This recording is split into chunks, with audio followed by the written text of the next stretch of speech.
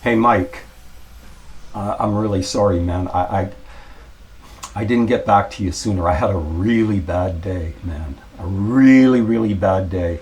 A lot of things went wrong at the office, and on my way home, I needed to pick up my suit. I stopped at the cleaners just for a minute. I mean, not even probably a minute. It was already paid for. I just went in, picked up my suit, came outside, and boom, there's a cop right there, writing me a ticket. In fact, he hadn't even started writing the ticket yet. I tried to plead with him. I told him I just went in the cleaners just for a second. I showed him my suit in my hand, but no way.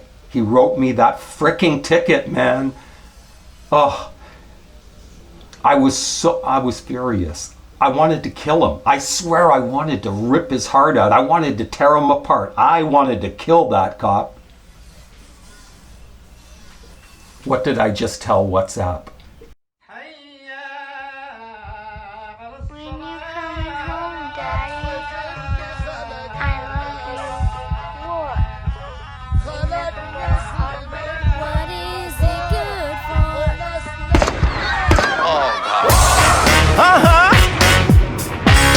What is it good for? Absolutely. Sing it to me. Whoa. Whoa, whoa, whoa, whoa. You know, if I was ever investigated by the government or by the police and they dug up my phone records, they would have me saying that I wanted to kill a cop in a very serious way. I'd be in a hell of a lot of trouble. I wonder what other things I've said on WhatsApp. Many consumers already know they're being surveilled. It's not exactly a little-known secret that companies track their customers, collect their data, and sell it. Yet you might not realize the full-scale implications of this problem. Surveillance capitalism describes a world where you're not buying the product, you are the product. This counterintuitive and uncomfortable idea is one that most people prefer to ignore. Instead of customers paying to use Facebook or Instagram, they can access these services for free. But in return for this honor, tech giants get to keep their data. This behavioral data is declared as proprietary behavioral surplus and fed into an advanced manufacturing process known as machine intelligence. As the number of devices used by the average person increases, the amount of data available is becoming practically unlimited. Your smartwatch and phone know how many steps you walk per day, your average heart rate per minute, and exactly where you've traveled. Some might argue that this is a fair exchange if people have nothing to hide and want to access their favorite apps for free, but they might not be seeing the bigger picture. Imagine if you owned a company which provided a service to more than 1 billion people. Imagine if tens of millions used your service on a daily basis for their livelihood. Imagine if you could offer this service absolutely free of charge, free of any type of impediment, any type of hidden fee, any harassing advertising, and you could offer this service to everyone in the world who wanted to use it. Your customers could use your service as much as they want, whenever they want, wherever they want. They need only agree to a few of your terms. What they're doing now with the internet is trying to firewall off people in the same way as the Chinese do, but in a more subtle way.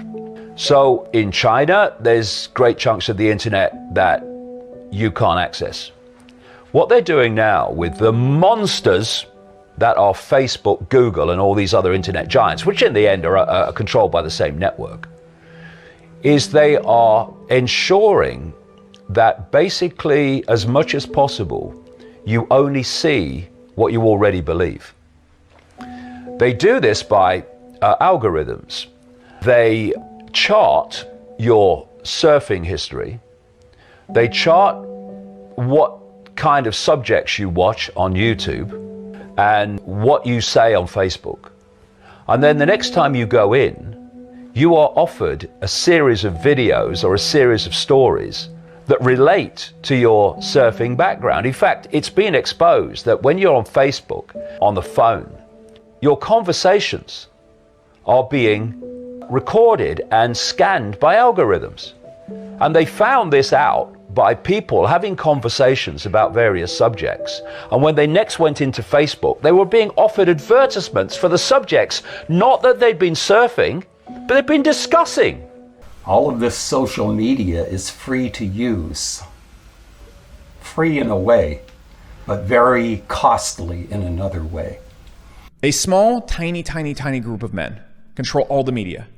The same 5 to 6 companies, they're all on the same page, own all of the media. 3 guys, actually 4 guys if you include the Google boys as too, own all of the internet. Seriously, here's a diagram of basically the entire media. You can see about 4 companies own everything. Conspiracy theories, I mean, that's just bullshit anyway. You're putting a tag on there, it's a theory. Well, there's some things that are provable. It's provable that there's a small group of people that control the financial system, the Federal Reserve. They control the media. They control medicine.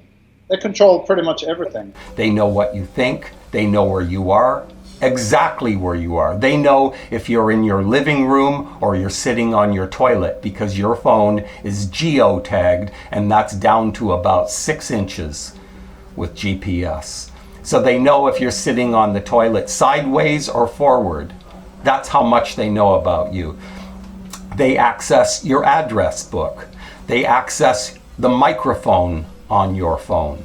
They access the camera on your phone. Who says that they can't look at you whenever they want?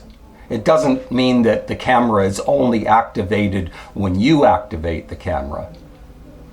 They can activate your camera or your microphone at any time.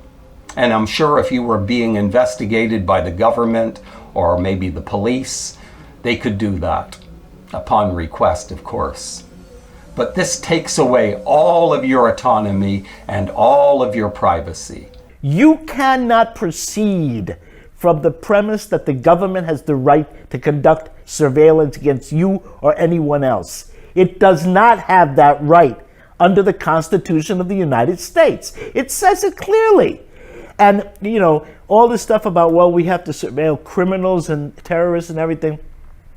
How do you know someone's a criminal? And how do you know someone's a terrorist? Why are you taking my email? If these companies can collect this information, so can the government. Martin Smith's Frontline series exposed corporate collusion with the NSA.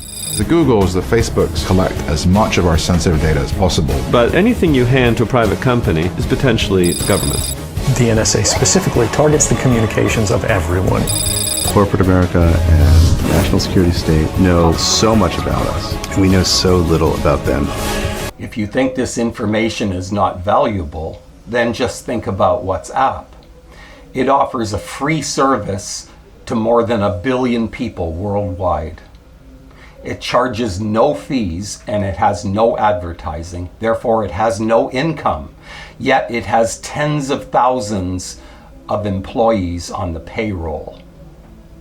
You would think that would be the worst business in the world, but it's just the opposite, you see, because WhatsApp is worth tens of billions of dollars. Have a great day.